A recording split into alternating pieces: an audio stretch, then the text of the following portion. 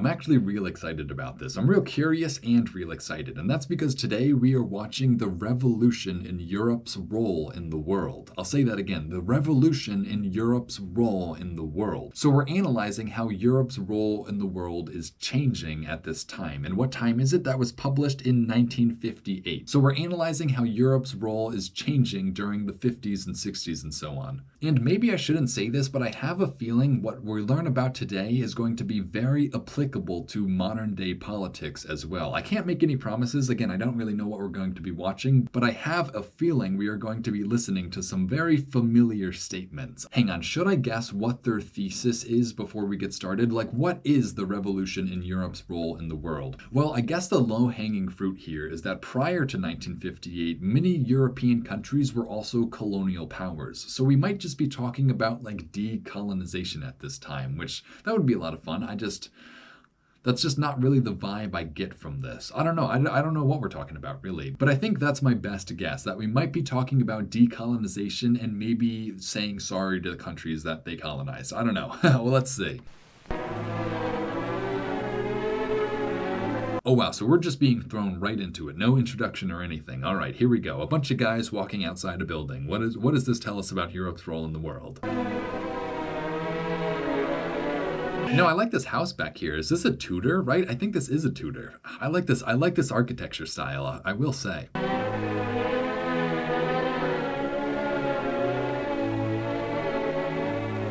Oh, okay, here we go. Here's the title, 20th Century Revolution in World Affairs. That's kind of different than what I introduced this as. I wonder if that's the actual title.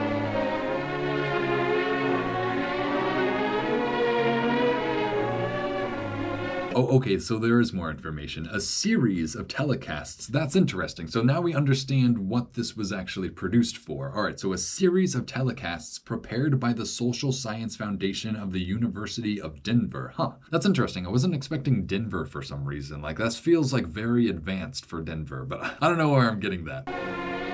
But so this was part of a series. So they might have been analyzing like the revolution in all the world's politics at this time. Very interesting. I hope there's even more.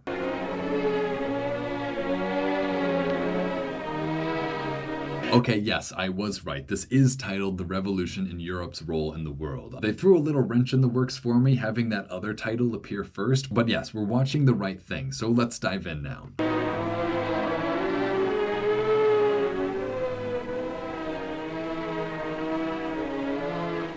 Hi, I'm Dale Fuller, director. Wow, so they had that whole musical entrance and then they just kind of cut to silence, like, again, a little bit of an interesting editing choice. Dale Puller.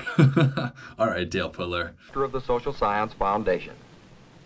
This program is about Western Europe. The Social Science Foundation. I feel like people outside of America might not know that, like, in school, one of our subjects is social studies or social sciences, and that's pretty much just history. So that's pretty much what he's saying. I just don't know if that term social science is still recognizable to people outside the US. Maybe it's even more recognizable. I don't know. Europe.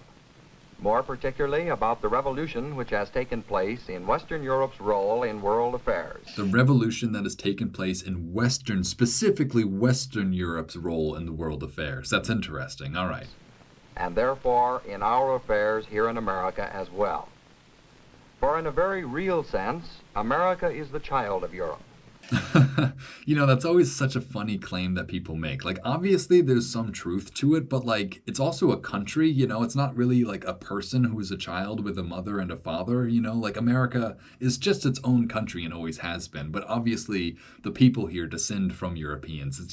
That's a very funny way of putting it. I don't know. We were cradled there as colonies, educated there as a nation, and most of us came from there as people. From generation to generation, Americans... I like how he just completely ignores the other people who did not come from Europe but are still in America, just most of us came from Europe, that's all that matters.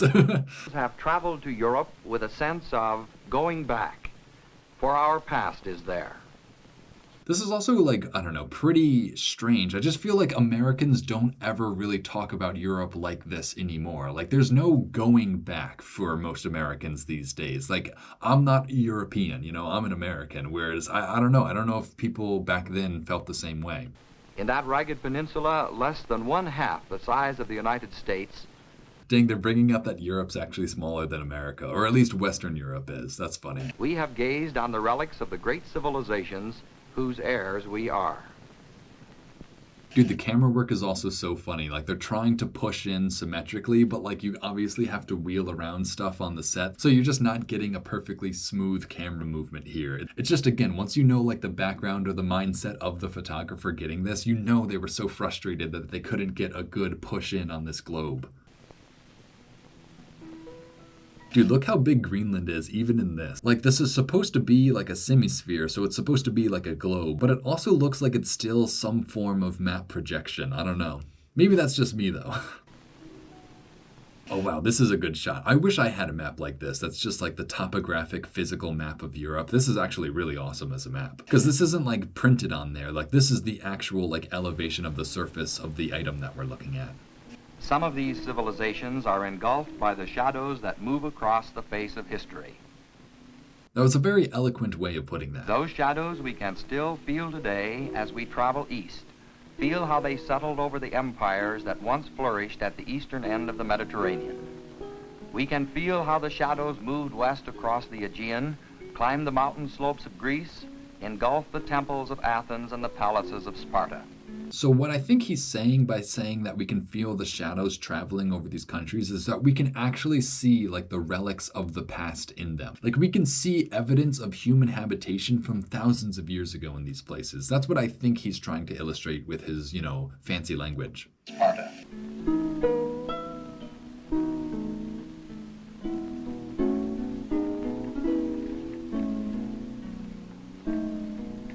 Today. So, but even more than that, what I think they're trying to do is establish Europe's role prior to this revolution that we're talking about. So obviously we know that the Europeans had, colonies and whatever, but I think they're going even deeper than that. I think they're trying to go like enter the psyche of like Western civilization here, and they're going all the way back to Greece to do that, which I guess makes sense. Peasant women wash their clothes in the remnants of power and glory.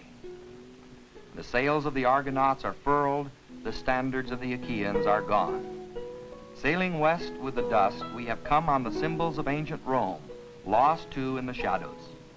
We have stood with the ghosts of... I gotta make a comment on this guy's voice acting or his vocal delivery, because it just sounds like he is so uninterested by what he's narrating right now. Like, I know he might be super interested, but the way he's speaking, it just seems so dry to me. Obviously, I have experience recording my own voice for Atlas Pro, so I know what it feels like just to speak into a microphone and then have my total lack of interest come through my voice. So I'm relating to this guy. I just think it's funny that I can identify like his emotions through his own voice. Caesars that once ruled the world. The past is everywhere in Europe, a past that has given her the stamp of unity. But as... Is that true? The past that is on display in Europe has given them a stamp of unity? I would disagree. I would say that the past that is present on the people's minds in Europe really caused a lot of disunity, especially during this time in world history. So, I don't know. I don't know if I agree with that. Strong as Europe's unity is her variety. As strong as Europe's unity is her variety. So that is actually pretty pertinent, is that there is almost a direct relationship to European unity with its variety, if you really think about it. Like, the only reason there is disunity is because there's variety almost as well. So that's a very interesting statement. And it's actually so impressive that they were able to make that observation back then. There are the lush green countrysides of Britain. Ah yes, the lush green countrysides. I just love seeing this lush green countryside. Nothing like a good black and white film to illustrate how lush and green the countryside is. The bustling rivers of Germany. The Dang, is this Germany? Germany looks wrecked a little, I don't know. hedgerows and pasture lands of France.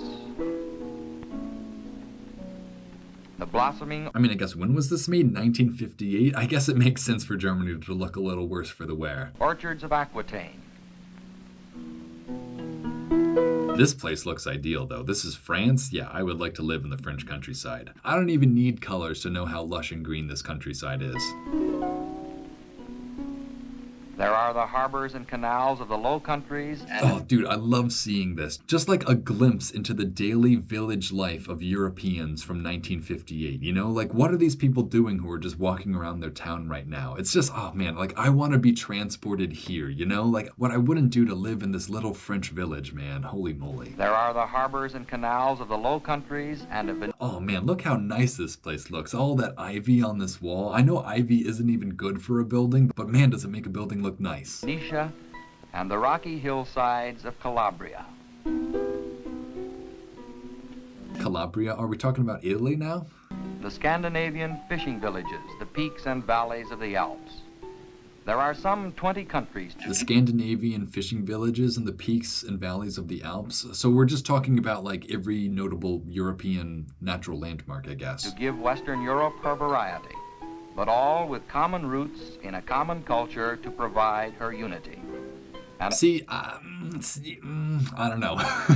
I just don't know if you can claim that all Europeans have common roots and all Europeans are like destined for unity. Especially, it's 1958. Like, I can't believe they're even like suggesting that Europe is unified at this time. I just don't get the argument he's making with that. Like, obviously, it's good to think that way, but like, I think the experimental evidence says otherwise. and a common closeness to the sea that on three sides laps her shores.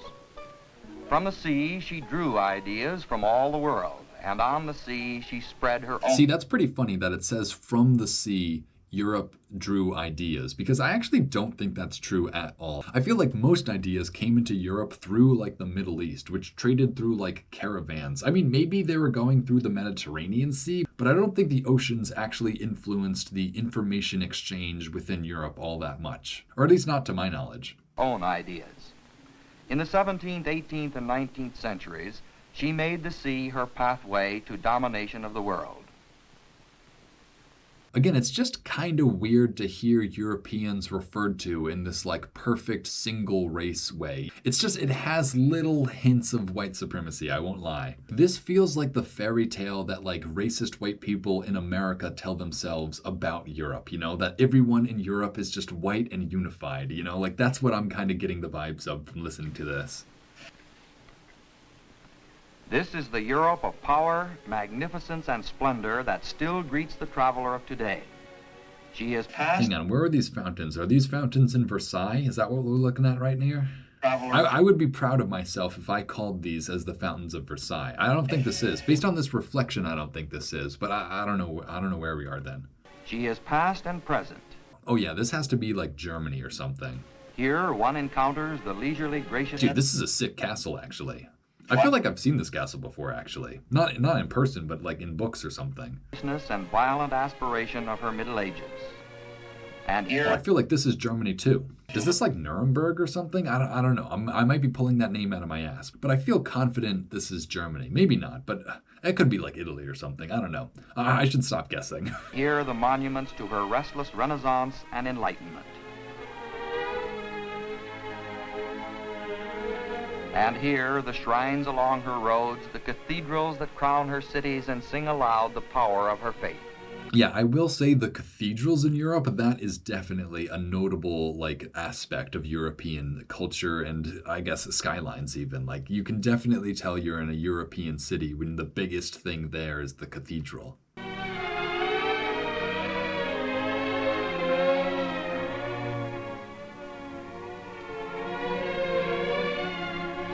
Dang, this is a pretty complex shot they just had. They had to pan down from that statue to the guy while wheeling the camera forward while turning over the corner. Just a little complex shot that no one besides me would ever appreciate. The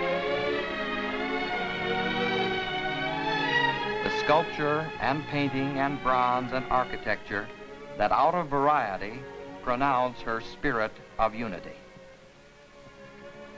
It's also pretty ironic that they're talking about unity when looking at these Christian sculptures, because if there's one thing that caused disunity amongst Europe the most, it was the Great Schism between Catholicism and Protestantism. So it's funny that they're using the church as a unifying force in this sense. I guess it was unifying for the parts that were still Catholic. It's just like, it's just questionable.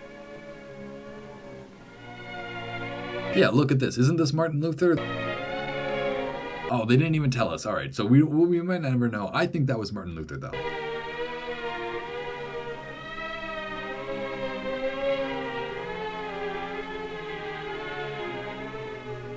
So now we're being shown like the decadent part of European history. I feel like this is how we prime to see how Europe has changed since then, right? Like we're establishing how Europe once was, and now we're going to go into the future and learn how Europe is now.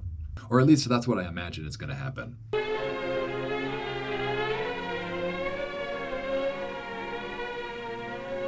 The skill of her artisans has been passed down the centuries. The creativity of her artists seems eternally renewed. Yeah, this is just sounding like propaganda at this point, like just using lofty language to, like, I don't know, compliment a whole continent of people with different languages and sorts of stuff. I don't know. This is not the best so far. I'm still having fun. I'm still enjoying this, but I just feel like we're going down a weird road so far.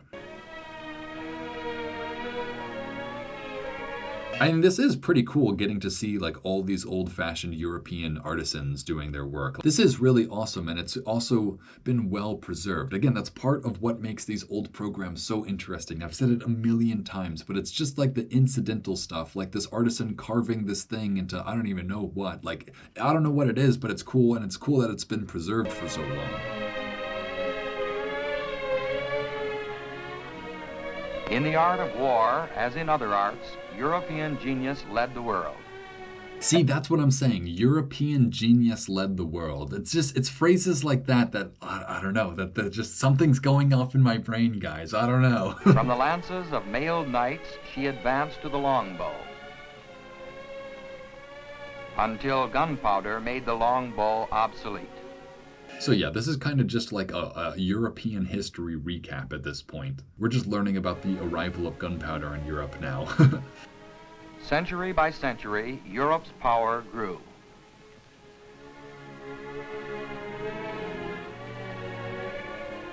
It reached its... Some weird editing choices. Again, I don't know why we just flashed to this guy's face before anything was happening. I don't know who this guy is or why he matters, but it's just a weird choice that we just got flashed him while we were looking at something else. I don't know. Peak when her talent for science and technology produced the Industrial Revolution. Oh, hang on, I like this. Trevor Hicks, portable steam engine. Oh, I really like that. Mechanical power subduing animal speed. This is like a very early like steam engine advertisement or something, right? This is like the precursor to like the railroads and stuff even. This little diagram right here. This is cool.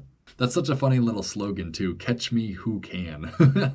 Industrial Revolution. She discovered how to harness the energy in nature to serve man's ends, and when she did so, began to transform the world.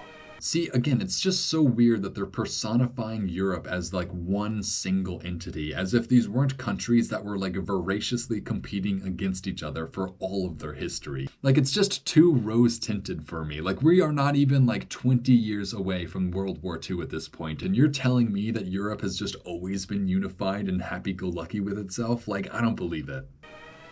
European industry put that transformation into Europe's hands. Like, obviously, I admit that, like, what he's saying is actually sort of true. Like, obviously, Europeans developed industry before most other places around the world, but, like, just the way he's saying it is kind of, I don't want to say problematic, it's a little iffy.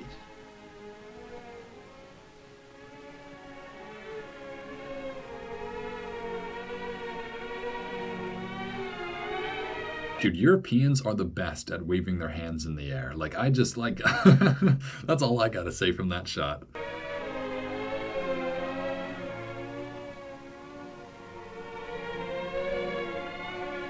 Ah, yes, something else that the Europeans are the best at, polluting. Fantastic. They got it started, and man, are they bringing it home.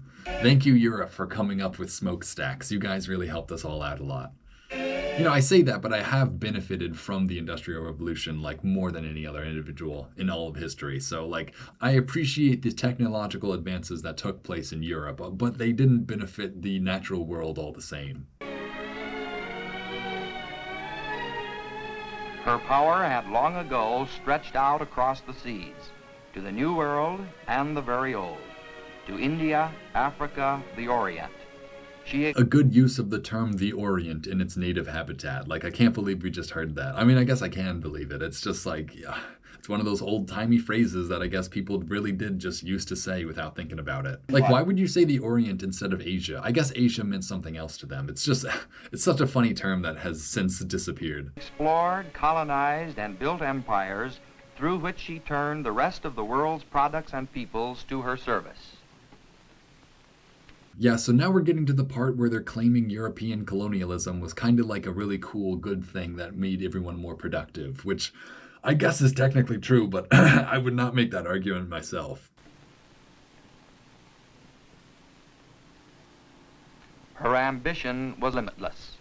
Oh, this is pretty cool. This is definitely not Europe. This must be somewhere in the Middle East, obviously, maybe Turkey or something. This is a cool little gateway back here, too. In the 19th century, her power was at full flood and still influences the world today.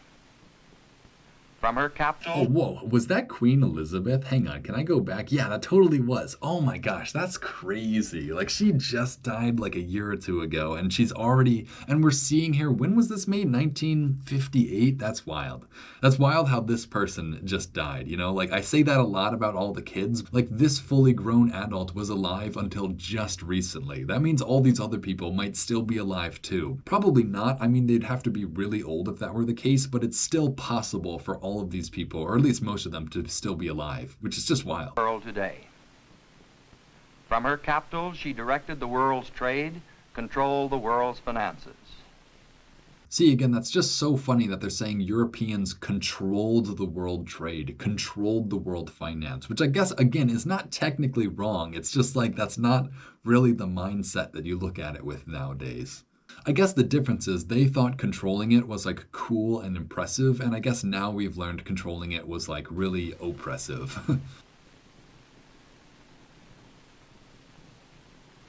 As befitted her proud position, she took joy in the tradition and pomp of power.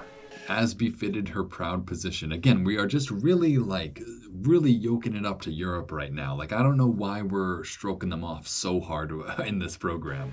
But the tradition and pomp represented a flourishing culture based on human freedom, and she What's stressed so funny is you really just do not hear people talk about Europe in this way anymore. Like, this is a very interesting preservation of the admiration that Americans once had towards Europeans. spread that culture to every corner of the world. The concept of individual liberty, Again, it is kind of funny that never mind. I'll skip that. and dignity. Governments, even kings, conceived as servants of the people they governed. Again, weren't they like just becoming democratic now? Like, wasn't Francisco Franco still a dictator in Spain? Like, weren't there like, I find it hard to believe that they're actually like telling us that they were all democratic back then. Like, no, they weren't. Like, obviously there were like some fledgling democracies during this time, like the UK and whatnot, but like, just to claim that like all European countries were just like getting into democracy is just like misleading at worst and like downright lies at best. Which again, these could all be lies. This could just be propaganda. It actually probably most definitely is propaganda. I just don't know what the angle of this propaganda really is yet. Though based on the language they've been using, I bet I could guess. A reverence for human knowledge and the freedom of the human spirit. An awareness of beauty Dang, so these kids are probably just like middle-aged men at this point. That's funny. in every form.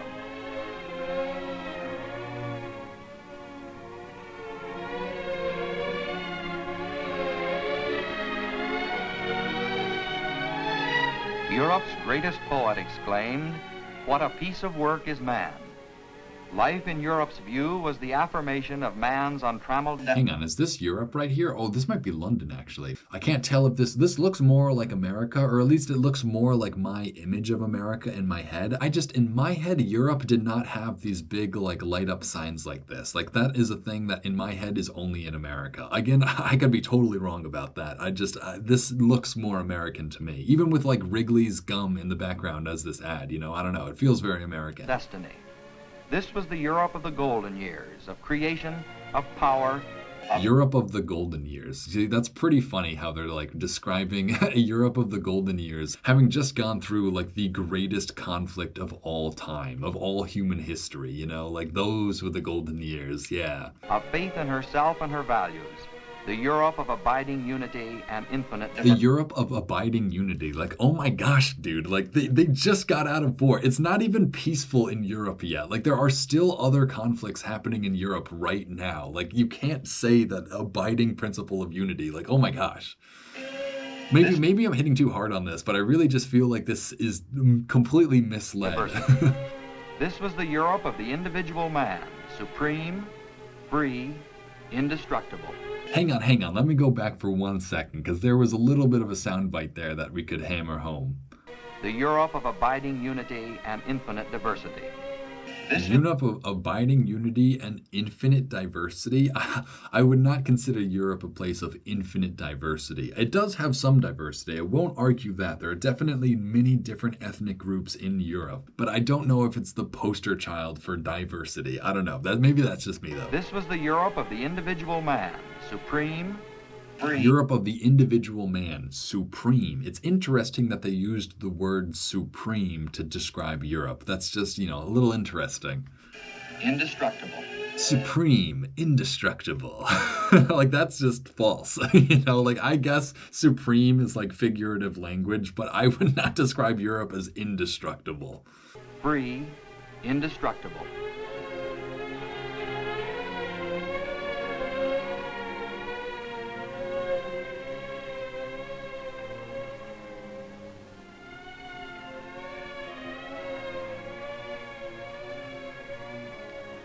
Like, isn't this the time when all the immigrants are coming to the Americas? I guess this is a little after all the immigrants came. The immigrants came in like the 1860s, 1880s, so this is a little after, but I bet there are still loads of Europeans leaving Europe for America.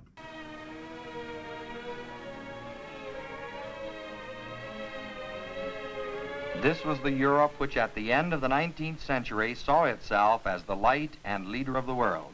Saw itself as the light and the leader of the world. You know what? That is fair. At the end of like the 1900s, I guess that Europe was kind of occupying this position, or at least they thought so for themselves. I guess most of the people around the world didn't agree. But at least from a European perspective, that claim makes sense. At the dawn of the 20th century, the rivalries of her nations were keen, held in check by a system of alliances which prevented any one nation from dominating the continent. The Central Powers... See, this is funny because that's like the first thing they teach you about World War I. It's just all the alliances that everyone made is what dragged everyone into the war. So I don't know if they really kept everyone safe. I don't know. That's a hard argument to make, I guess. Italy, Germany, and the Austro-Hungarian Empire. Damn, what a funny map Europe used to have. Like, there was England, France, Switzerland of all countries, Italy, Germany, and Austria-Hungary. And I guess a little Poland. I guess it's probably part of Germany still. But Europe did used to be a lot more simple border-wise. But I just find Switzerland so funny out of all of these. It's kind of where Germany, France, and Italy all combine. It's funny that it's like one of the only small countries in Europe at this time. Comprised the Triple Alliance.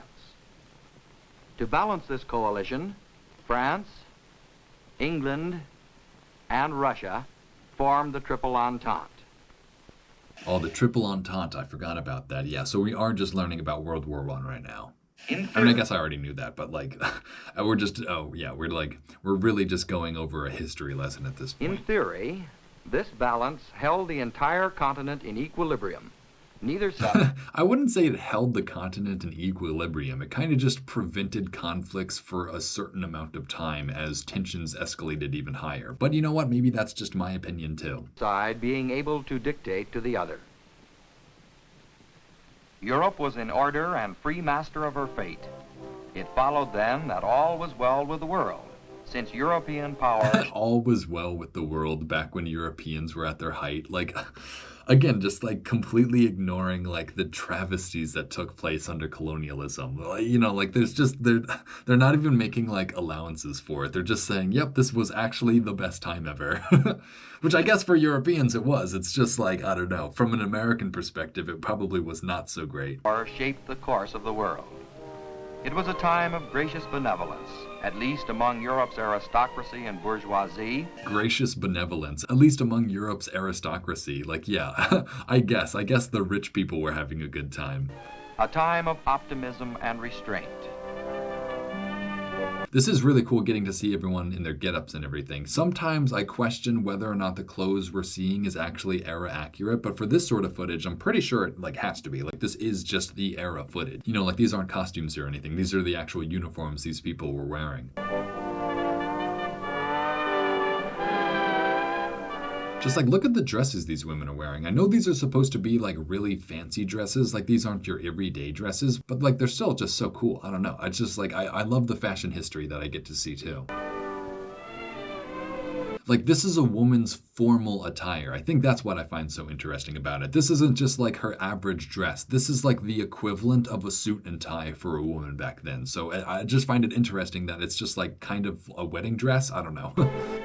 It was a time that rested comfortably on the solid foundation of European power.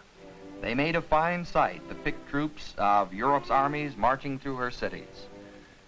It was a thrill to see her hussars charge across her plains. It was a thrill to see her hussars charge across her plains. Like, I have a feeling no one was thrilled to see hussars charging across the plain at them. I'm sorry to break it to you. But in oh boy, the hussars are coming. Like, I hope they treat us nicely. But in 1914, a funeral in Vienna signaled the end of an age. Austrian Archduke Ferdinand was assassinated by a Serbian nationalist. Austria demanded redress. Hang on, is this the actual carriage Archduke Ferdinand was in? For some reason, I thought it was a whole lot less ornate. Like, this is a crazy sick carriage. Demanded redress. And Austria's allies felt bound to give her support. Oh no, this was the carriage that they used to carry his casket or something. Okay, that makes a lot more sense. Because I thought his carriage was like open without a roof or anything. I thought that's how he got shot, so I guess that's probably true. A century had passed since the whole continent had been involved in war.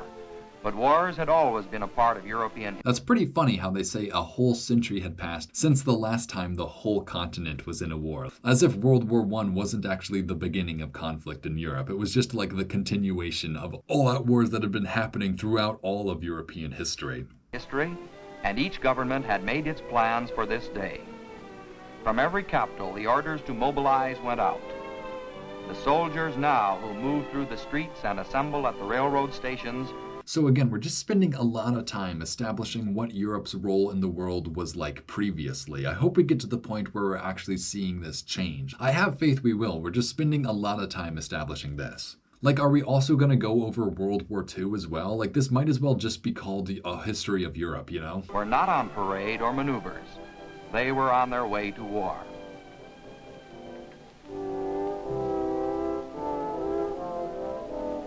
Dang, hang on, look at this tall guy back here. He totally looks like me. See, I love seeing people who look like me in these sorts of old films too. I don't know why. It's so funny to see, like, hey, that could have been my, great-grandfather or something. They were on their way to war. Bro, this guy doesn't even look like me. He looks like my brother, like exactly like my brother. That's so funny. Yeah, that's pretty much me and my brother right there.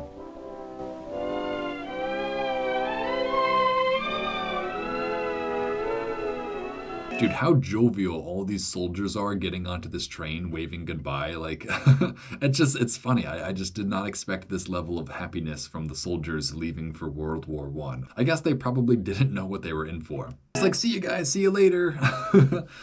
Gonna have some fun and come back.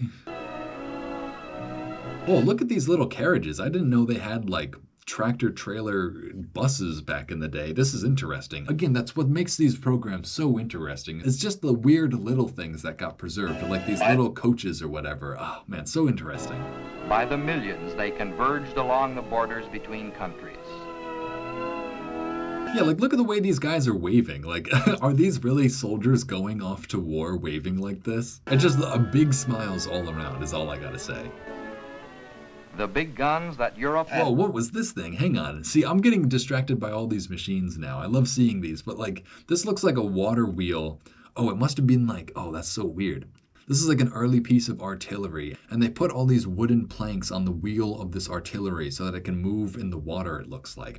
Interesting. The big guns that Europe had devised and built began to roar. Again, why are we talking about World War I like so positively? It just feels like they're looking back at this with rose-tinted glasses. Like, dude, trust me, World War I was like not a happy time in Europe's history. For 4 years they roared, spilling Europe's blood, scarring Europe's land.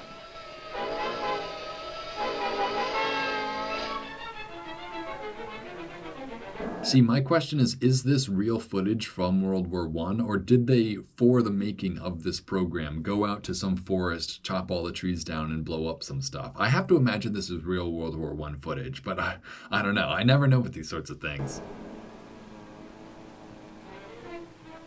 Both sides mustered their last resources in struggle, but still they saw no end. Then America entered the war. You know what? I'm starting to understand the lean of this propaganda. It's very pro-American. I think that's what we're figuring out, is the revolution in Europe's role in the world is actually America supplanting Europe's role in the world. I think that's what we're going to get to. The Allies had 1 million fresh men to throw into battle. The tide at last was... 1 million freshmen to throw into battle. Again, like, why are you talking about this like it's a fun time at summer camp? Like, it's not, trust me. ...was turning.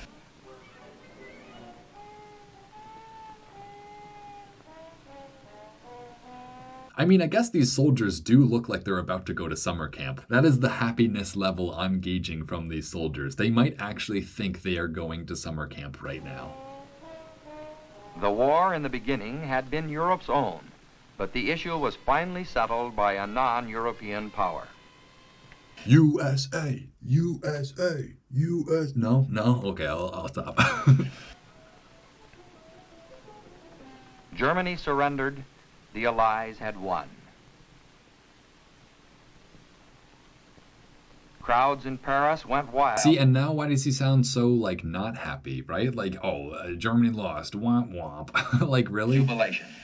Dang, look at all these people waving American flags in Europe. Wow, what a different time. Holy moly. At nearby Versailles, the victors... USA, USA. No, I'll stop. ...set about shaping a lasting peace. President Wilson took the lead in building a new Europe where the old rivalries would be no more and the continent would live in progress and in peace. You know, that is kind of crazy how Woodrow Wilson is like the founding father of Europe, you know? Like, I know that sounds crazy, but like he was the architect of like rebuilding Europe after the war. I guess World War II happened and then whoever came after him was the architect of Europe. All right, it wasn't Woodrow Wilson. All right, I take it back. If anything, Woodrow Wilson kind of just set Europe up for another world war. Never mind. So Europe returned to the ways of peace. But he still sort of is the founding father of Europe also. I'm not taking it all the way back. But this war had been terrible and long, and afterward life was not the same. The charming variety of pre-war Europe had turned to dissonant contrast. On the one hand, the fine cafes were open as before. On the other, poverty and famine faced millions. Unrest... See, I just feel like poverty and famine still faced millions, even during Europe's golden age. Like, there still were, like, poor peasants living in virtual feudalism still. So, I don't know. I feel like this is a little bit biased. I don't know. and discontent were bound to grow. Like, obviously, things got a whole lot worse during the Great Depression. I'm not arguing that. I just feel like poverty existed in Europe prior to World War I as well. On one hand, the music halls were gay as ever. That's a great use of old language. The music halls were gay as ever. You know what? That's still true today. Music halls are gay as ever. On the other, economies were disintegrating, and the inflations that swept France and Germany decimated the once stable middle classes. Yeah, so I think now we're just going to roll into the Great Depression and World War II. Again, we're really just receiving a European history lesson at this point. Unrest and discontent were growing. And not even like an interesting European history, not like ancient European history, just like another modern European history lesson. Like, no offense, but I've learned this lesson a few times before. On the one hand, earnest statesmen ratified treaties outlawing war. On the other, workers marched to protest low pay, unemployment, long hours. and the protests burgeoned into violence. On the one hand, Europe lived with her old carefree abandon. On the other, political extremes became more extreme and demands for change grew louder. Well, which one was it? Did they live with total abandon, or was it political extremism on the rise? You know, you can't have both. Germany. Well, I guess you can when different people, but it's just like, it's a mischaracterization of Europe at the time, I think. In Germany, those demands found a champion and a new philosophy. You know, it's also kind of weird to hear them describe Hitler as a champion. I don't know. I mean, obviously, I don't know. That's all I gotta say. In Italy, I guess all these guys have a lot of questions, too. a similar pattern took shape with a similar philosophy. Dude, did people actually take Benito Mussolini seriously? Because just seeing him here in this clip, I've seen this clip 1,000 times. It's just like, how did anyone even take this guy seriously? I guess you could say the same about aspiring dictators here in America nowadays. It's just like, I don't know, this guy seems so silly to me. The break with the old traditions was complete. The old books were burned, the old ideas suppressed. New leaders were calling... Yeah, right? Like, look at his freaking facial expressions. Like, tell me this guy is not a master of physical comedy. This arms folding, like, this is iconic Benito Mussolini right here. Italy, cried Mussolini, must revive the Roman Empire. Equipped with Europe's modern arms, an Italian army crossed to Africa. Where was a force to stop them? Is that the argument they're making, that the Italians started World War II by invading Africa? I think that's a... Oh, is this Haile Selassie? No way. Against them were hillmen with bows and spears. Oh, is this Ethiopia now that we're talking about? Okay, cool. Their leader, Haile Selassie... Haile Selassie, I called it. Nice. Oh, man, I'm getting so good at recognizing, like, old world leaders like that. Like, oh, Haile Selassie. That's, like, achievement unlocked for me. He appealed for aid to the League of Nations, supposed to be the enforcer of this new Europe's law and order. But the new leaders responded only to power. Dang, so is this like the League of Nations right here? Is Haile giving a speech against the Italian invasion in Ethiopia in the League of Nations? Again, I feel like we don't have a lot of footage of people talking in the League of Nations. I just feel like that has been kind of swept under the rug, but this is cool. This is definitely really cool footage. And the League had none. Dang, look at that. I don't want to pay too much attention to that Nazi salute, but that was a very pointed Nazi salute. Like, he saluted and he pointed to somebody. Another leader, Franco of Spain, joined... Yeah, I said that already, right? Franco of Spain. He was, like, dictator of Spain until, like, the 70s, too. So, like, they weren't even out of it by this point. The growing band. In Spain, too, war had erupted, spread, and left new suffering... Jeez, that was just a dead girl? Holy moly. Jeez. ...suffering in its wake. What had happened to Europe? This citadel of reason, this shining light of progress. Where was the rallying cry of liberty, equality, fraternity that had once sounded around the world? Democracy persisted, parliaments debated still, but how frail and ineffectual they seemed in face of the new European doctrines of force and terror. You know what? That is a very pertinent statement he just made. I'm going to rewind and listen to that again. Democracy persisted. Democracy persisted. Parliaments debated still. Parliaments debated still. But how frail and ineffectual they seemed. But how frail and ineffectual they seem. Face of the new European doctrines. In the face of the new European doctrine. Force and terror. Of force and terror. What they're saying there is that functional governments cannot combat the spread of ideas like fascism. Like, some things are more powerful than even functioning nations, like, like evil mustache men. Europe seems suddenly to be playing out a comic opera, bereft of all the traditions. Yeah, I wouldn't describe World War II as a comic opera, but maybe that's just me. Oh yeah, how funny. Look at all these Jews. What a comic opera I'm watching. And ideals she had built up over the centuries. Champions of the old traditions spoke. Were those Jews or were those Germans? They were holding up papers as if they were Jewish people. I don't know. I don't know if that joke really played that well. The old traditions spoke of peace and compromise and deluded themselves into accepting empty promises. And the new champions of violence went on making their plans for a new Europe made in the image of blood and iron. But the old Europe still had not died. In the new era, with all her values and beliefs in mortal danger. Hang on, was old Europe the good one or is new Europe the good one? I guess new Europe in this context is like the Nazis and stuff. So old Europe is kind of what they're admiring. Okay. She realized at last the magnitude of the threat and prepared to defend herself. Once again, the entire continent was at... Geez, that's a frightening sight right there. Trying to fit a baby into a gas mask. Like, I don't know. That is a shocking image, to say the least. War. A bigger war, a better war. A bigger and better war? Oh, gosh. A new phrase to describe it.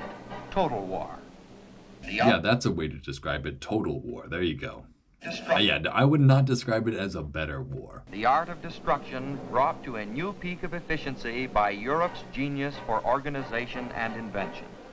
Again, Europe's specific genius for organization and invention. It's just like, you're holding these guys up on a pedestal, man. I don't know. Especially because America at this time was inventing everything cool. I don't know.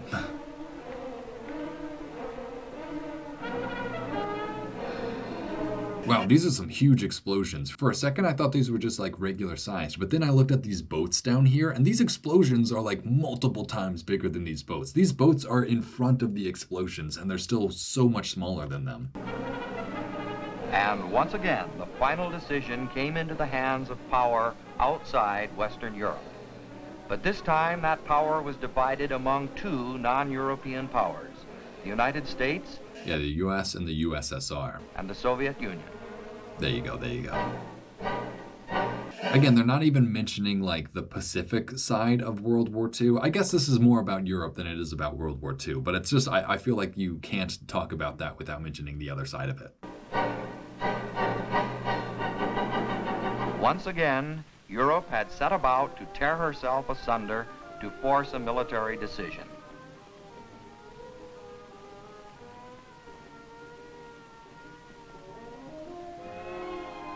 And before that decision was reached, Europe was once more sacrificing its blood and its wealth nearly to the point of exhaustion. The very forces that had made Europe great were now turned against herself. I don't disagree with that at all. The same industrialization that led to Europe's boom is exactly what also enabled the total devastation of World War I and II at the same time. Like, it was the advances they had made that ultimately made their conflicts so much worse. It was a spectacle befitting the magnificence of her civilization. I wouldn't describe World War II as a spectacle fitting her magnificence. Like, I don't know, maybe that's just me though. In the flames, some saw the twilight of the gods, the end of a glorious but dying age. This is some crazy footage that they're throwing at us now. Again, this is probably just from a stock footage library somewhere, but like, I don't think this survives to this day. Like, I think this is the only form that this footage still survives in. I could be wrong about that, but like, I think this is still doing a good job of preserving this sort of footage. Beyond them, some saw the shadows in the east. Dang, this is a crazy shot. All these bullets flying everywhere in the dark. Like, I don't even know what's happening, but I am terrified. Ready to engulf the west when the flames were finally out.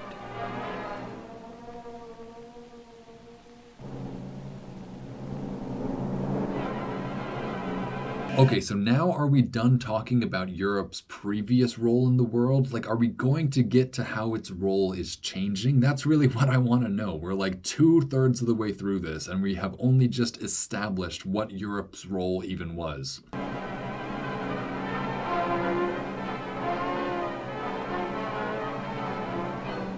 The flames did go out. Once again, the people of Europe celebrated. Yeah, and just like that, World War II's over. Guess what? We don't have to talk about what happened here or anything. Let's just roll on, you know? But what were they celebrating? Oh, Jesus Christ. Oh, I hate this sort of footage. This is the Holocaust footage, man. Yeah, I don't know if I'll be able to show any of this without getting demonetized. We're going to show it still. Trust me. I fully believe in showing you everything that I see on screen. I just don't like that I get demonetized for it. Oh my gosh, I hate watching this footage though. Oh my gosh. Oh my God. No. I've seen this sort of stuff before, but it never gets easier to see just massive pits filled with dead human bodies. Like, oh my gosh. I'm glad we didn't have to see too much of that. There's a very tasteful amount of Holocaust footage that was included.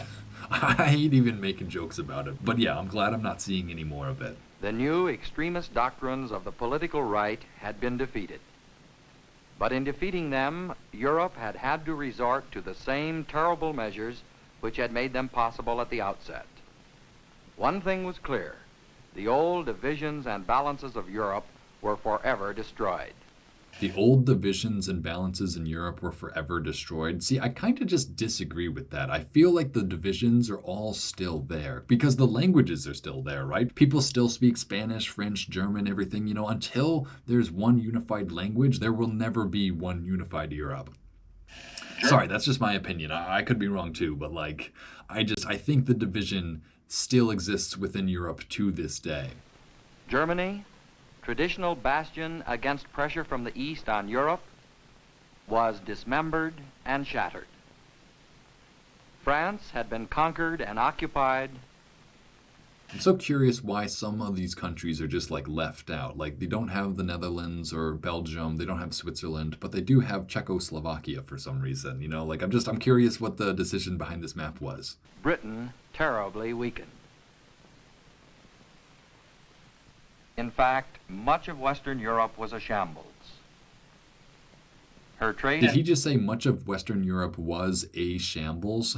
I don't know, maybe he just misspoke, or maybe I misheard him, but that's what I heard. Trade and commerce were almost completely stopped.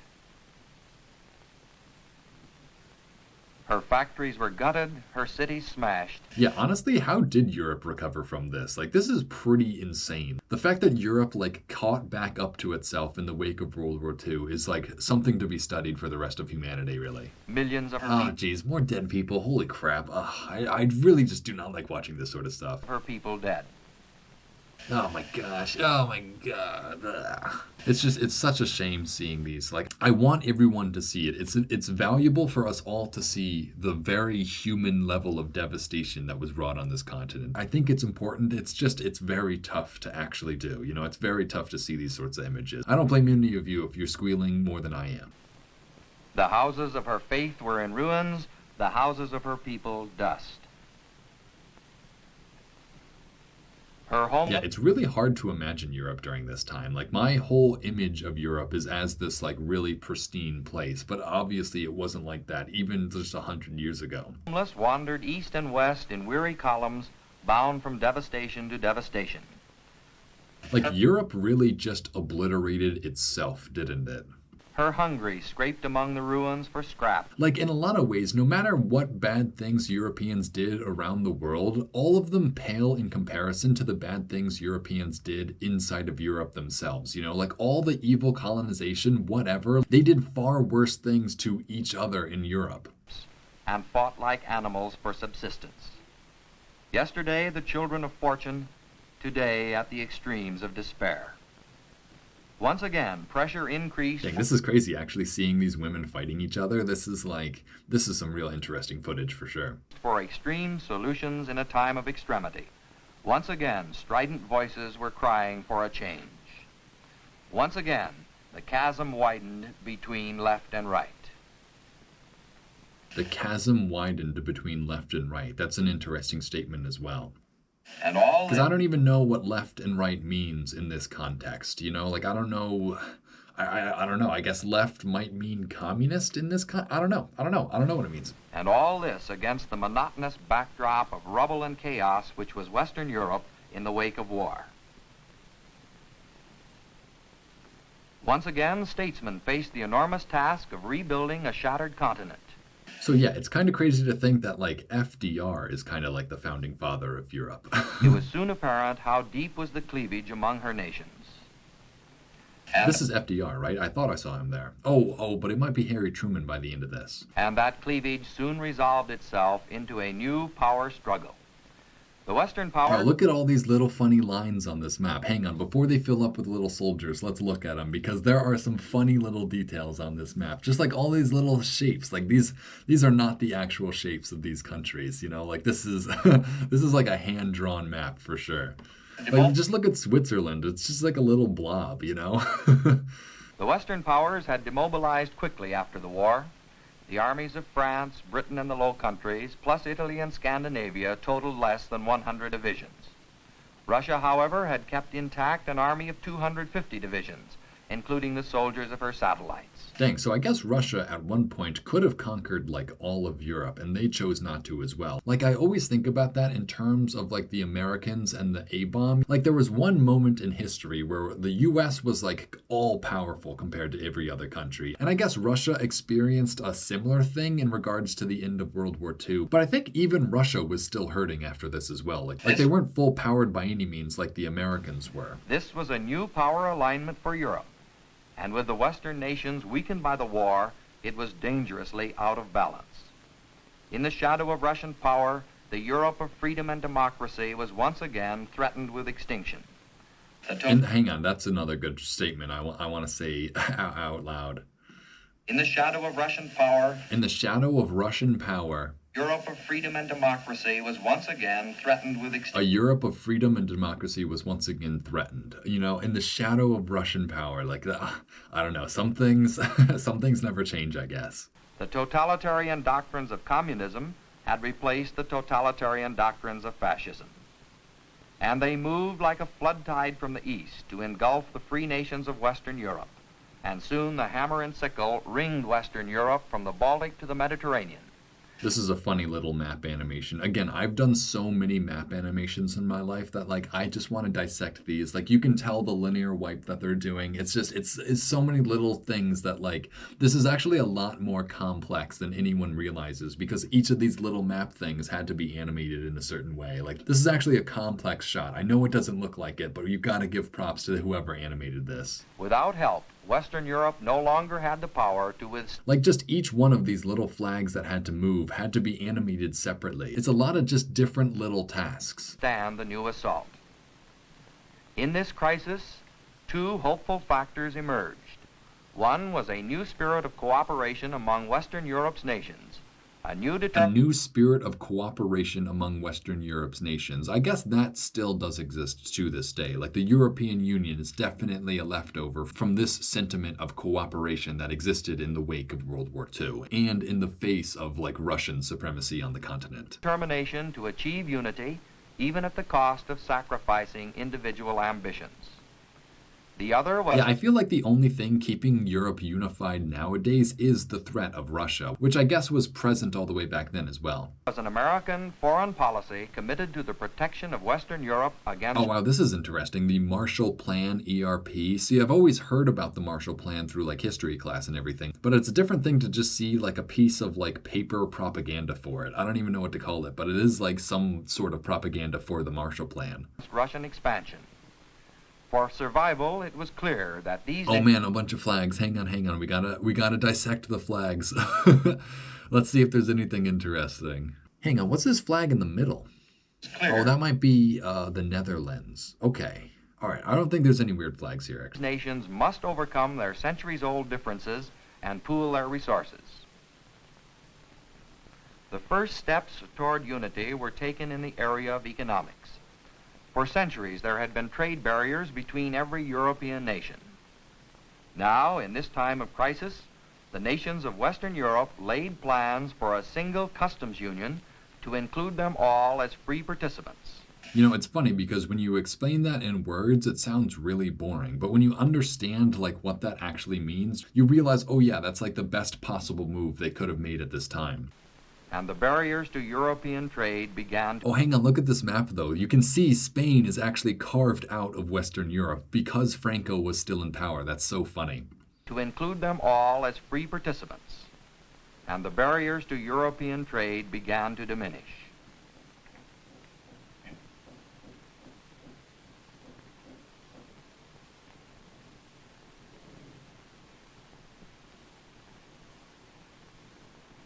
As trade moved more freely, production increased. Soon, Western Europe's production of both coal and steel reached and passed the pre-war rate. Dang, who would have thought working together would actually improve your productivity? That's a new lesson. To resist Soviet pressure, military recovery was equally vital. With the active support of the United States, the nations of Western Europe set about unifying their defenses. Oh, that's so funny. Hang on. I want to just go back at the. So this is the little sign that the United States got. The Itats Unis. The United States. Itas Unis. That's what we're called by the Europeans. That's so funny. About unifying their defenses. An American Army officer was named commander of NATO forces in Europe.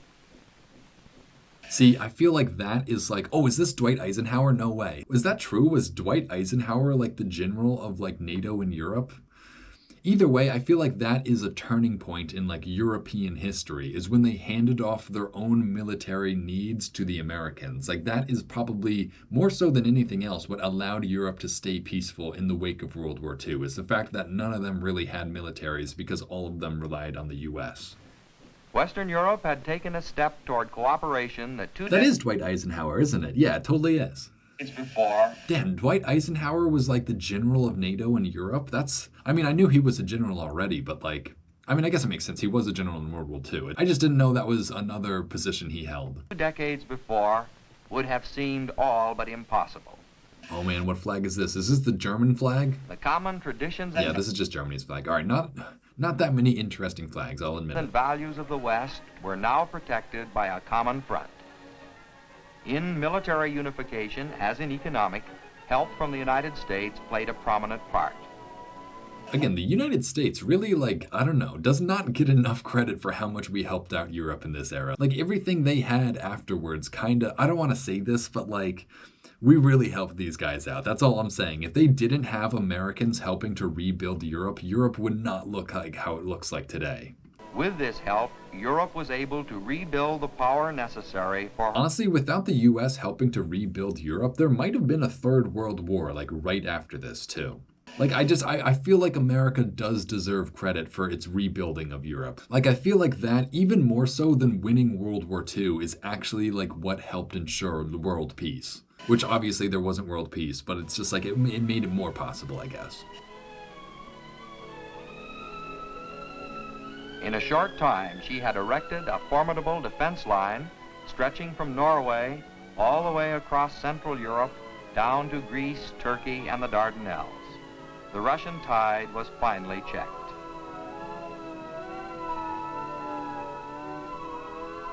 You know, it's interesting how they don't actually try to obscure that reality, that the NATO expansion throughout Europe was just meant to checkmate Russia. You know, like, I mean, I guess NATO expansion doesn't actually exist. These were all people asking for protection from Russia. But it's just like, I don't believe in the Russian perspective, but I guess I get it having watched this. At mid-20th century, Europe's industrial complex still plays a central role in the world. Europe's industrial complex still plays a role in the world. You know, I don't know how true that is. I guess that is still pretty true, but I would not call them like the industrial powerhouse that they once were. European industry, no longer holding unchallenged supremacy, is still a potent force, capable of swinging the balance. No longer holding unchallenged supremacy. I think that's the important part, is that by this time, America was definitely challenging Europe's role in the world. Hey, that's the title. Either way, in the struggle of East and West.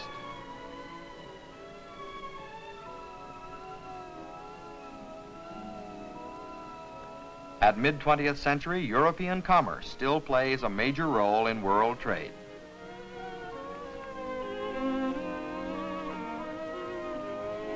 At mid-20th century, Europe still marches in the van of scientific and technological progress. Her vast supply of skilled workers weighs heavily in the balance between Eastern and Western ambitions.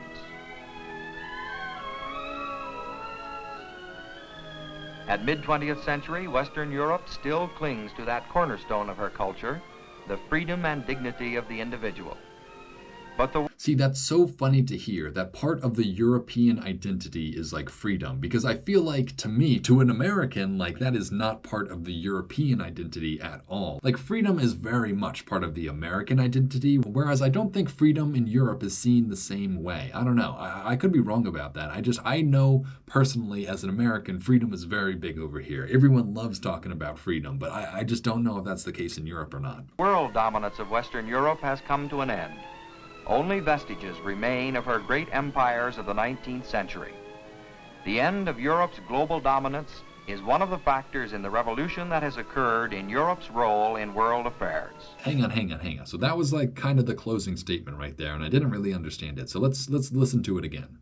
The end of Europe's global dominance. All right, the end of Europe's global dominance is part of what changed Europe's role in the world. I would argue that this was the entire reason Europe's role in the world changed, is because they lost their dominant position in the world, as a result mostly of the world wars. Is one of the factors in the revolution that has occurred. Is one of the factors in the revolution. What are the other factors? If it's not Europe losing its dominant role in the world, then what else caused them to lose their dominant role in the world, you know? In Europe's role in world affairs. Another factor is the stark reality that Europe is no longer capable of independently controlling the course of her own affairs. Another factor. All right, so they're saying something else that contributed to Europe's role in the world changing was that Europe is no longer capable. Europe is no longer capable Independently controlling the course of independently controlling the course own affairs. of its own affairs. Europe is incapable of determining the course of its own affairs. Yeah, I don't know. You know, that's pretty insulting to say to the Europeans. I bet there are loads of you guys watching right now that are just seething at that statement. But you know, I don't blame them for saying that, especially in the wake of World War II. Like, obviously somebody did need to step in. Like, America needed to step in twice just to get Europe to stop hitting itself. They kind of did just lose their own privileges for making decisions for themselves. She must look beyond her own borders for support. She must look beyond her own borders for support. Like, how upsetting is it to hear this as a European, you know? Either to the east and the Russian orbit, or to the west and close identification with America. Her traditional values are those of the West. If they are to endure in Europe and America, we must defend them together. You know, that's true. If our values are to survive, we should protect them together. I don't really disagree with that. I don't have anything to say besides that, though. It is very interesting just like how intertwined America and specifically Western Europe are. Like, we just cannot actually bring ourselves to say we're different from one another. Even though we clearly are, we're an ocean apart. It's still so much in the fabric of at least America to reference Europe as like our other half. And that really has not gone away ever since this was made. The alternative is Eastern domination. And if this comes to pass, Europe, as history knew her in her golden days, will be no more. The alternative is Eastern domination. What does Eastern domination mean? And if this comes to pass, Europe, as history knew her in her golden days, will be no more. Europe, as history knew her in her golden days, will be no more. So what it's saying is pretty much if the East, or Russia, conquers Europe, it'll lose the character that made it so special in the historic sense, which, I don't know, that's kind of arguable. Like, the Russians have their own culture, and I don't know how much they would change of Europe, even if they did conquer it all. That's just a little bit of fear-mongering on our behalf, I would say. Like, we're trying to convince Europe that they need America more than they might actually need us. Like, that's pretty much saying, if you guys don't come with us, like, those guys are going to take you and they're going to beat you up or something, you know? Like, that's, like, we're trying, like, it's not a threat, but we're saying they threaten you. I don't know. It's like, it's the implication, I guess. She will no longer be able to live by the ideals and principles that she spread throughout the world. The ideals and principles of democratic government, of charity and liberty, and the inheritance of the meek.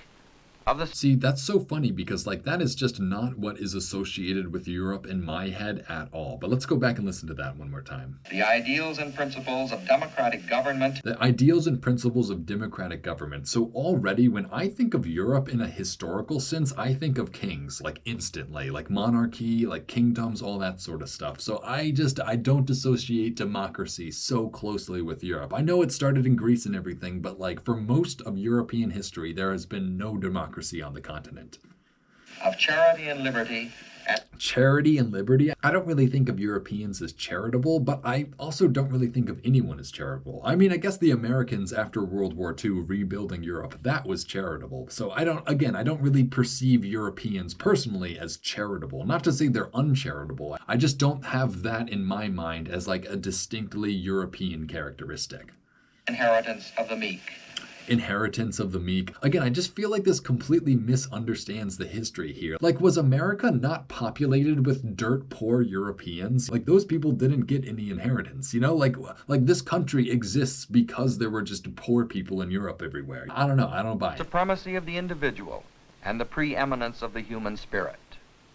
Again, it's also pretty funny that they say that the Europeans celebrated the individual, because I'm pretty sure most of the people who fled to America in the early days were trying to not be subsumed by the religious cults that existed in Europe, right? Like, there were people trying to get away from the communal aspect of religion, I guess, and they came to America for that. So again, I really just don't associate Europe with like individualism by any means. But you know what? Maybe I could be wrong about that. Like, I guess Locke and all those sorts of Enlightenment thinkers, that is kind of where the individualism kind of got started from. So I guess I'll recognize that, but I don't know. I don't have a lot of these associations that the narrator apparently does with Europe.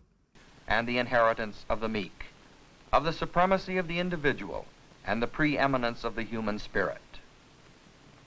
Europe's new spirit of cooperation, if it can overcome the old dissension, offers one of the bright hopes for her rebirth. That's very true, though. Europe's cooperation is pretty much its only hope for its rebirth at this point. Such a Europe, linked with America in common values and aims, can be a powerful force indeed in shaping the world of the Hang on, what's this flag? This is definitely an interesting flag. I completely ignored what this guy said because I'm just focused on this flag now. Oh, we gotta go back. That is, I don't know what flag this is. Can any of you guys tell me in the comments what flag this is? Can be a powerful force indeed. I really can't tell what it is. It looks like some sort of seal on a bed sheet, but like, what is it? I don't know. I do not recognize this at the very least. Shaping the world of the future. I could probably figure it out by doing research, but that's what you guys in the comments are for. Today, Western Europe faces west.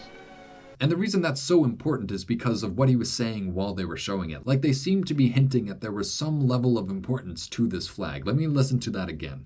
Force indeed in shaping the world of the future.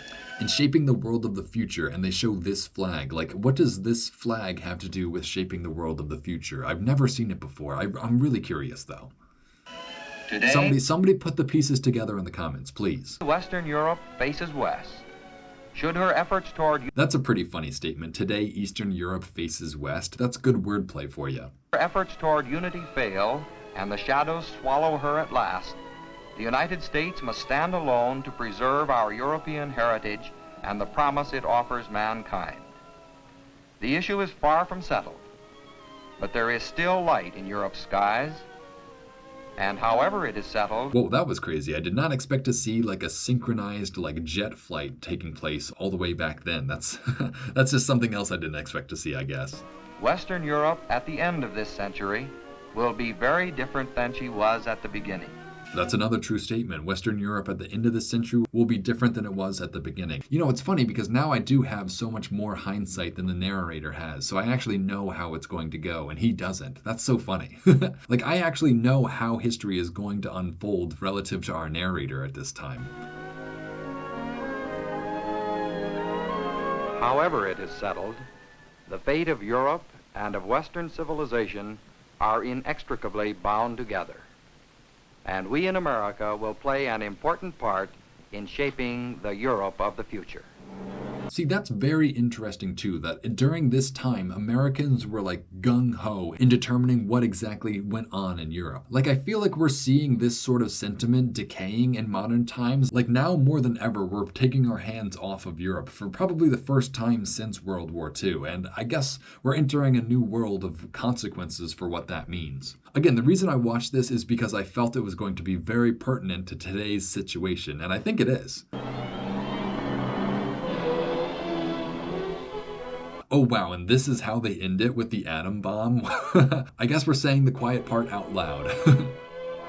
Oh wow, and there are the credits. So we really are just ending on a shot of an A-bomb. That's definitely telling for you. Okay, so 20th century revolutions and world affairs. I hope there's more to this series. I hope I find more because this was pretty interesting. It was kind of slow, kind of spent a lot of time establishing stuff rather than actually explaining it, but whatever. But overall, pretty enjoyable still.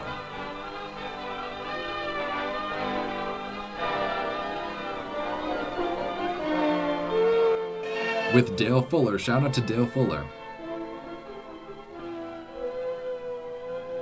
Script and direction by Noel Jordan. Interesting. I like knowing that sort of stuff because I also write and direct Atlas Pro videos. So it's a very same, camaraderie I feel with Noel Jordan right now.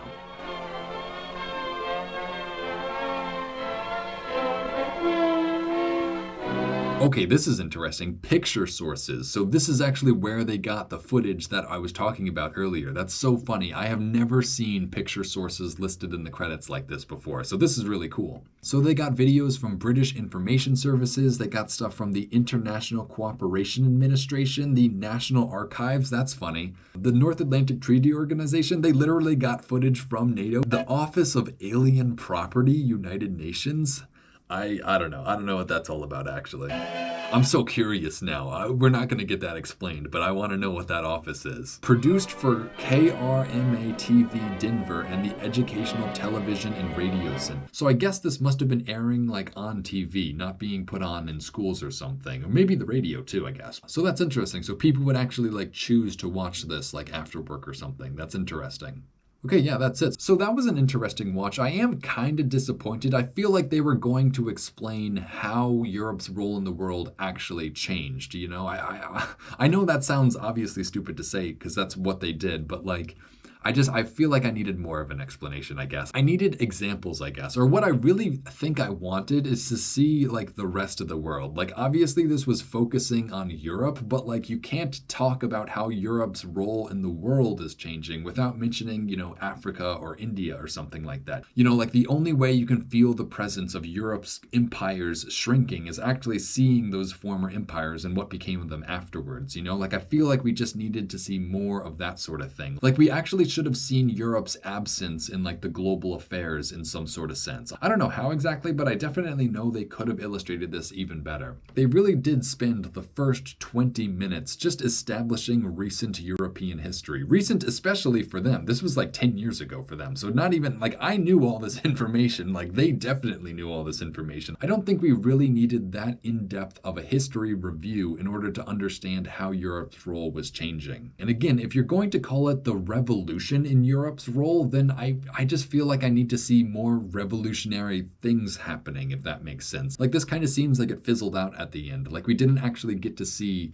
the result of Europe's decaying posture around the world, I guess. Like we didn't get to see their empires crumbling. We kind of just like heard about it. Again, we didn't actually see any of the colonies. Like I wanted to see colonial Africa in like the aftermath of decolonization, or India after the British Raj left. Like I actually wanted to see the effects on the local people of Europeans leaving their countries. Like I thought that was what this was going to be about more so than just like recapping European history. But you know what? Either way, I feel like I did learn something. I feel like I definitely put this all into perspective a little bit better. And I hope all of you watching were connecting the dots between what happened in Europe back then and what's happening in Europe right now. I feel like that is probably the most important part and something I feel like I tried to do. I really tried to illustrate how what we learned about in this program is still affecting Europe to this day. And I don't know if I did that well. Again, let me know how I did in the comments. I feel like there's so much to be read into this program. Like there's so much to be said about it. There were so many good statements in here that ring true to this day. I just feel like this was a very worthwhile thing to watch, even if I didn't get exactly what I wanted out of it. But if you enjoyed watching and would like to support what I do here on this channel, then you can check out the Internet Archive and give them a donation. The Internet Archive is where I get all these old programs from, so they deserve all the proceeds from this channel. So make sure to check out the link in the description and drop them a donation. I really appreciate it, trust me. And with that, I think we're finished, so cut to black.